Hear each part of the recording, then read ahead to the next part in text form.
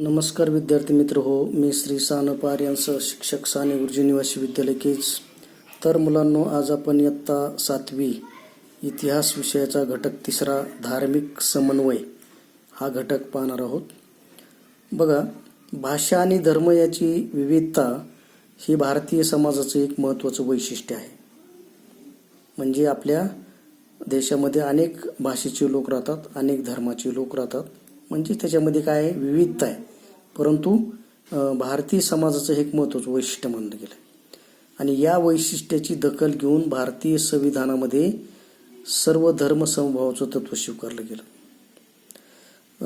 मध्ययुगीन भारतातील समाज जीवनामध्येही या तत्वाच्या आधारे समन्वयाचे प्रयत्न झाले.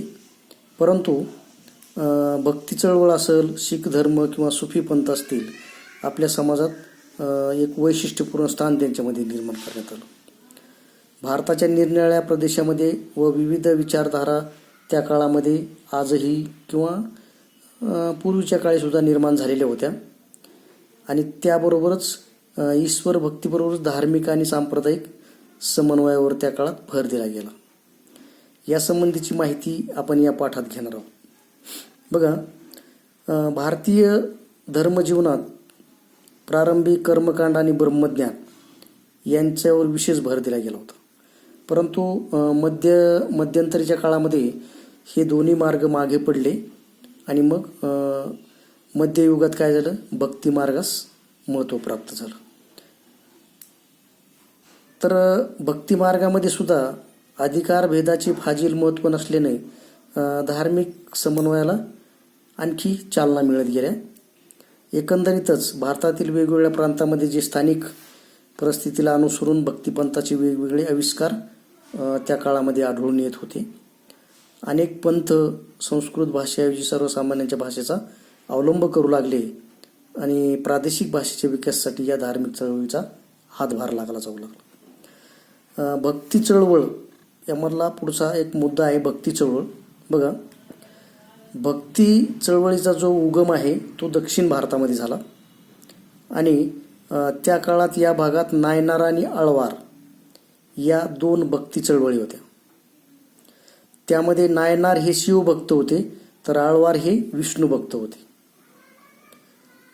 तर शिव आणि विष्णू तसं पाहिलं तर एकच आहेत असे मानून मग त्या काळामधल्या समाज सुधारकांनी काय केलं, त्यांच्यामध्ये समन्वय साधण्याचा प्रयत्न केला. या अर्धा भाग विष्णूचा आणि अर्धा भाग शिवाचा दाखवून हरिहार या स्वरूपातील मूर्ती मोठ्या प्रमाणात त्या काळामध्ये तयार करण्यात आल्या. या भक्ती चळवळीमध्ये समाजाच्या सर्व स्तरामधील लोक सहभागी होऊ लागले. त्या काळामध्ये त्या वेळेला ईश्वर प्रेम असेल किंवा माणुसकी, भूतदया, करुणा इत्यादी मूल्यांची शिकवण दिली जाऊ लागली. एकंदरीतच दक्षिण भारतात रामानुज आणि इतर आचार्यांनी भक्ती चळवळीचा पाया जो होता तो भक्कम केला आणि त्यांनी एक दाखवून दिलं की ईश्वर सर्वांसाठी आहे. ईश्वर कधीही माणसामध्ये भेद करत नाही आणि भारतातील उत्तर भारतात त्याच काळामध्ये उत्तर भारतामध्ये रामानुजांच्या शिकवणीचा मोठा प्रभाव पडला होता. दक्षिण भारतात हे 2 वर्ग होते त्या काळामध्ये. तसेच उत्तर भारतात सुद्धा एक रामानुज नावांच्या शिकवणीचा मोठा प्रभाव होता. संत रामानंद यांनी भक्तीचे महत्त्व त्या काळामध्ये सांगितले. त्याच वेळेला संत कबीर, जे आजही महाराष्ट्रातले पूर्ण भारतातले जे थोर साधू संत आहेत, ते कधीही आपल्या कीर्तनामध्ये संत कबीराचे दोहे सांगतात. असे संत कबीर हे भक्ती चळवळीतील एक विख्यात संत होऊन गेले त्या काळामध्ये. त्यांनी काय केलं, तीर्थक्षेत्र असतील, व्रत्य असतील, मूर्तीपूजा यांना महत्त्व दिलं नाही. त्यांनी काय सांगितलं की ईश्वर हे सत्याला माना, जे सत्य आहे त्याला ईश्वर माना. अशा प्रकारची शिकवण त्यांनी दिली. त्यांनी काय सांगितलं, जातीभेद, पंथभेद, धर्मभेद हे त्यांनी मानलेच नाहीत. हिंदू मुस्लिम धर्म असेल त्यांच्यामध्ये ऐक्य साधण्याचा त्यांनी प्रयत्न केला आणि दोन्ही धर्मातील धर्मगुरूंना त्यांनी काय केलं, कडक शब्दात फटकारलं.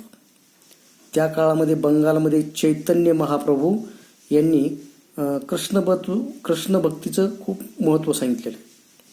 त्यांच्या उपदेशामुळे लोक जातीची आणि पंथाची बंधने ओलून भक्ती चळवळीत सहभागी झाले. त्याच काळात चैतन्य महाप्रभूच्या प्रभावाने शंकरदेव यांनी आसाममध्ये कृष्ण भक्तीचा प्रसार केला. त्याच काळात आसाममध्ये चैतन्य प्रभू यांनी चैतन्य महाप्रभू शंकरदेव यांनी काय केलं? कृष्ण भक्तीचा प्रसार केला. त्याच काळात गुजरातमध्ये संत नरसिंह मेहता हे एक प्रसिद्ध वैष्णव संत होऊन गेले बघा. त्यांना गुजरात भाषेचे आद्यकवी म्हणून सुद्धा ओळखलं जातं. त्यांनी काय केलं? समतेचा संदेश दिला, सर्व समाजाला समतेचा संदेश दिला. त्यानंतर संत मीराबाई या कृष्ण भक्तीचा महिमा त्या काळामध्ये संत मीराबाईंनी सांगितलं. तसं पाहिलं तर मेवाडचं जे राजघराणं होतं ना, मेवाडचं राजघराणं, त्या राजघराण्यामध्ये कुठल्याही गोष्टीची कमी नव्हती. त्या सगळ्या सुखाचा त्याग करून संत मीराबाईंनी काय केलं? कृष्ण भक्तीत तल्लीन झाल्या त्या, आणि राजस्थानी व गुजराती भाषेमध्ये त्यांनी काय केलं? आपली भक्तिगीते काय केली? भक्ती रचना केल्या. त्या भक्तिगीते गायली, लिहिली. बघा, सहिष्णुता व मानवता यांचा संदेश देणारी त्यांची भक्तिगीतं होती. त्याच काळामध्ये त्या ठिकाणी संत रोहिदास हे एक महान संत होऊन गेले. त्यांनी काय केलं? समतेचा व मानवतेचा संदेश संपूर्ण जगाला दिला. आणखी प्रभावी संत त्या काळामध्ये होऊन गेले संत सेना म्हणून एक.